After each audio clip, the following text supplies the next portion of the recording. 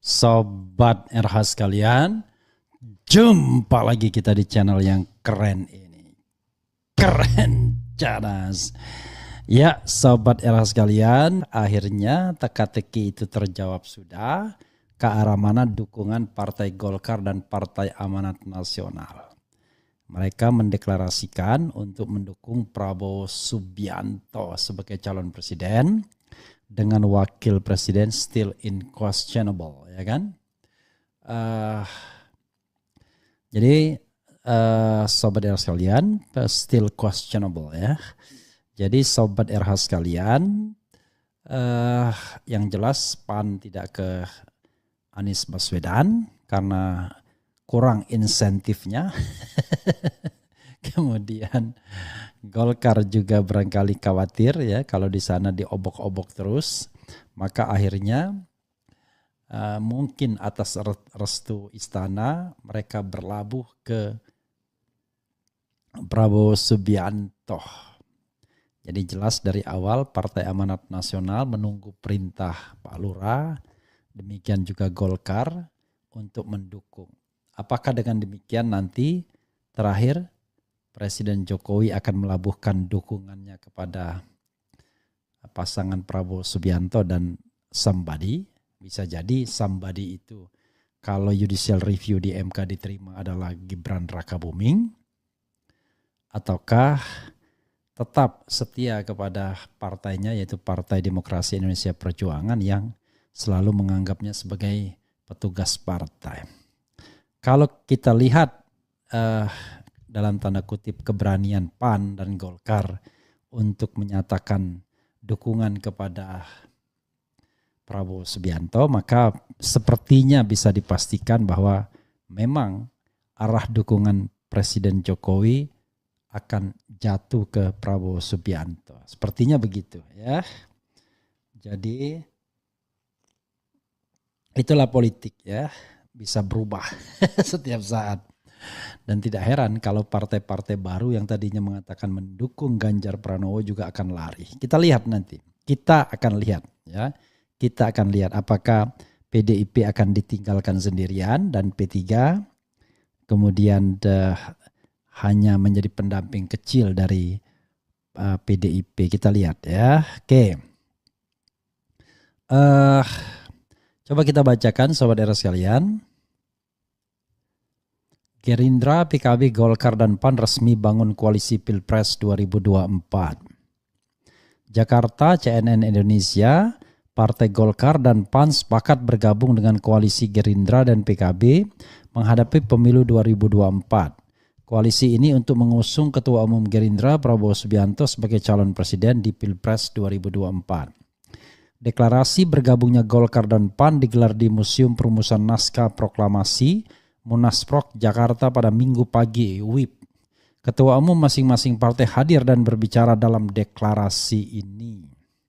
Ketua umum Golkar Airlangga Hartarto menyatakan dukungan partainya terhadap Prabowo tak lepas dari sejarah kedekatan Menteri Pertahanan itu dengan Golkar.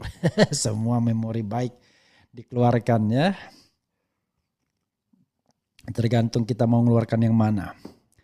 Sementara itu Ketua Umum Zulkifli Hasan kenapa Golkar menjatuhkan pilihan ke Prabowo tidak bukan karena Letnan Jenderal Prabowo lahir dari rahim Partai Golkar. Oleh karena itu beliau mengikuti berbagai kegiatan di Golkar dan kekaryaannya tidak diragukan lagi. Ini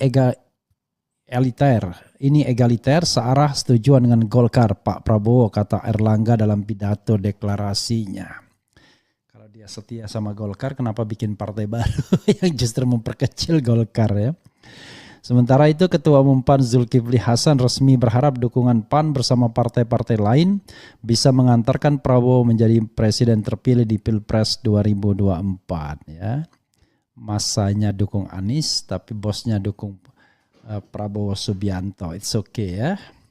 Mudah-mudahan kita bersama PKB, Gerindra, Golkar serta PAN dan teman-teman partai lainnya bisa menuntaskan Februari 2024 insya Allah Pak Prabowo ya menjadi presiden menurut dia ya, kata Zulkifli.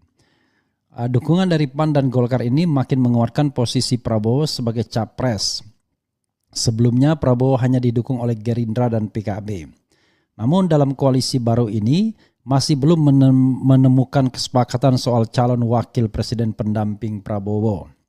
Sejumlah nama cawapres pendamping Prabowo sudah beredar, salah satunya Ketua Umum PKB Muhaimin Iskandar.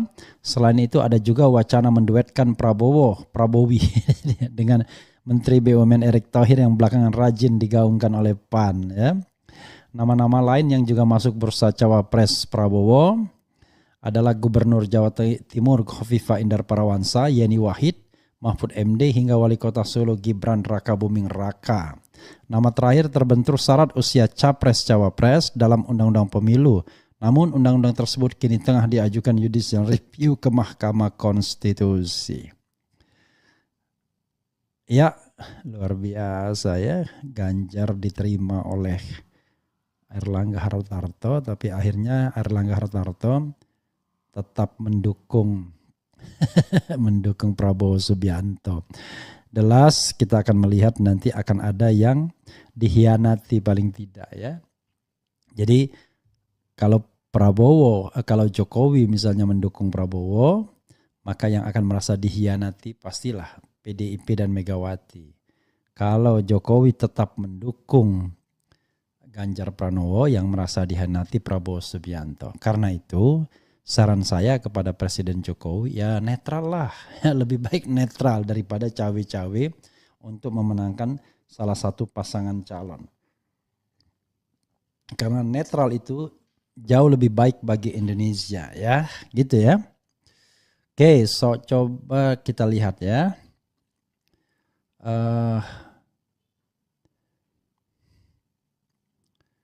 Coba kita lihat komentar Sobat RH terkait dengan hal ini. Tentu ada pro dan kontranya, tapi kita biarkan ya. Tetapi yang one thing for sure, rasanya tidak mungkin PAN dan Golkar merapat ke Prabowo kalau tidak ada sinyal dari istana, terutama dari Presiden Jokowi. Jadi bisa dipastikan ya Pak Lurah memerintahkan untuk mendukung Prabowo, maka mereka pun mendukung Prabowo. Walaupun tanpa hitung-hitungan, yang penting selamat. Sebagai contoh misalnya Golkar. Golkar kan partai besar, partai nomor 2 kursinya di DPR, tetapi rela mendukung partai yang lebih kecil tanpa reserve, artinya tanpa mengatakan apakah mereka menginginkan jabatan wakil presiden atau tidak. Muhaimin yang lebih kecil saja mengatakan mendukung dengan keinginan untuk menjadi wakil presiden. Oke, coba kita lihat ya. Itulah politik saling sandra. Ada yang dibilang pasien berjalan, ada yang bilang pasien rawat inap, rawat jalan dan rawat inap ya. Daripada menjadi pasien rawat inap, maka lebih baik menurut apa kata kekuasaan. Itu yang sering diyakini orang ya, yang merupakan hal yang buruk dalam politik kita. Jadi pemilihan itu bukan karena kesadaran massa ya, bahwa misalnya massa Golkar, massa PAN mendukung Prabowo, tetapi lebih pada soal pilihan bahwa Anda mau jadi pasien inap atau pasien rawat jalan. Itu yang jadi masalah ya. Itu saja Sobat Era sekalian. Wassalamualaikum warahmatullahi wabarakatuh. Ciao.